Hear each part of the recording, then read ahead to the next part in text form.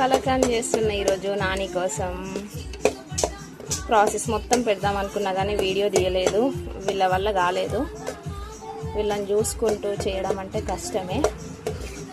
లాస్ట్కి వచ్చేసింది. బయట ఫుడ్ అవాయిడ్ చేయండి మీరు కూడా. బయటికి తినడం వల్ల చిన్న వయసులోనే పిల్లలకి ఒబేసిటీ వస్తుంది కదా. అందుకే ఏది తినాలనిపించినా కూడా కొంచెం టైం తీసుకొని అయినా సరే ఇంట్లోనే ప్రిపేర్ చేసుకొని తినండి. 1/2 లీటర్ మిల్క్కి కొంచెమే అయింది. ఇంకొక 5 మినిట్స్ అయితే అయిపోతుంది. ఒక 4 అవర్స్ రెస్ట్ ఇవ్వాలి దీనికి.